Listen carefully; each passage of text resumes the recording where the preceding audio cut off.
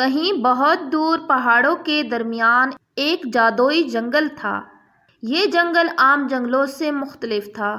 یہاں کے درخت روشنی بکھیرتے، ندیوں کا پانی چاندی کی طرح چمکتا اور ہر شام ہوا میں مدہر موسیقی گونجتی۔ لیکن اس جنگل کی سب سے خاص چیز انوکھا درخت تھا۔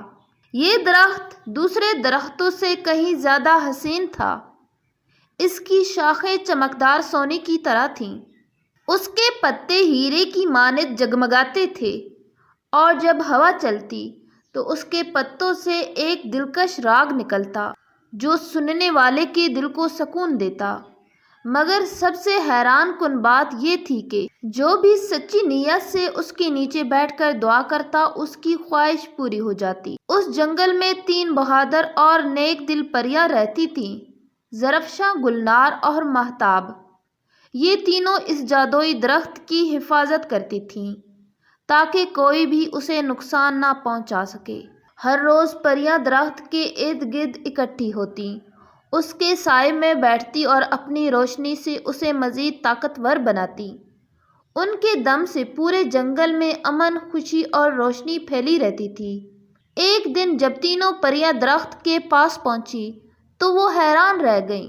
درخت جو ہمیشہ چمکتا دمکتا تھا اب مرجھایا ہوا لگ رہا تھا۔ اس کے پتوں کی چمک ختم ہو رہی تھی اور شاخیں سوکھنے لگی تھیں۔ پری زرفشاں نے پریشان ہو کر کہا، یہ درخت بیمار ہو رہا ہے۔ اگر ہم نے کچھ نہ کیا تو یہ ہمیشہ کے لیے ختم ہو جائے گا۔ گلنار نے درخت کے قریب جا کر اس کی جڑوں کو غور سے دیکھا اور بولی، یہ عام بیماری نہیں لگتی، کہیں کسی نے جان بوجھ کر اسے نقصان تو نہیں پہنچایا؟ پری مہتاب نے اپنی جادوئی چھڑی کو درخت کے تنے پر رکھا اور جیسی ہی روشنی چمکی اسے ایک خوفناک حقیقت کا پتہ چلا۔ یہ درخت خود سے بیمار نہیں ہوا، کسی نے اس کی جڑوں میں زہر گھول دیا ہے۔ تینوں پریاں حیران تھیں کہ یہ حرکت کس نے کی۔ انہوں نے پورے جنگل میں جستجو کی اور جلد ہی انہیں معلوم ہو گیا کہ یہ کام کالا جن کا تھا۔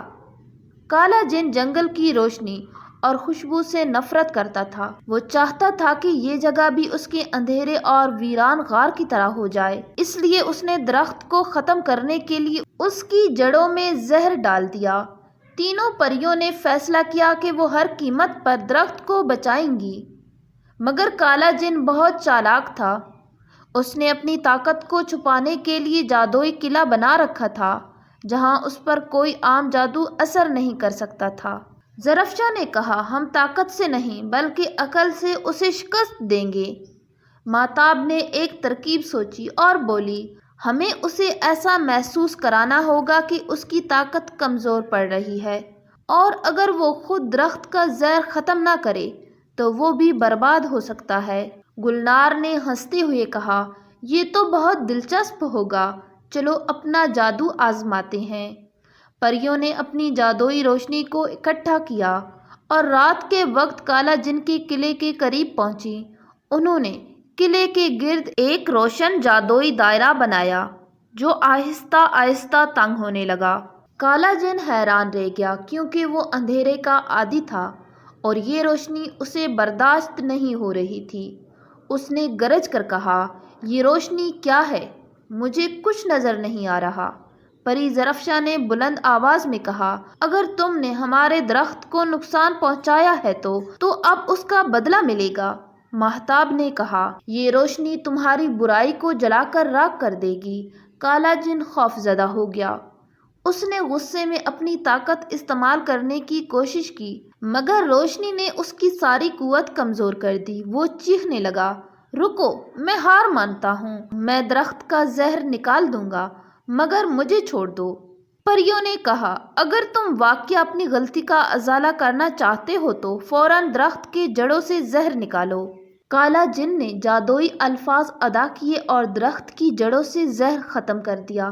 جیسے ہی زہر نکلا درخت کی شاخیں دوبارہ سرسبز ہونے لگیں، اس کے پتے ہیرے کی طرح چمکنے لگے اور ایک خوشبو ہوا میں پھیل گئی۔ تینوں پریاں خوشی سے جھومنے لگیں اور پورا جنگل دوبارہ روشنی اور خوشبو سے بھر گیا۔ کالا جن کو اپنی غلطی کا احساس ہو گیا اور اس نے وعدہ کیا کہ وہ کبھی بھی جنگل کو نقصان نہیں پہنچائے گا۔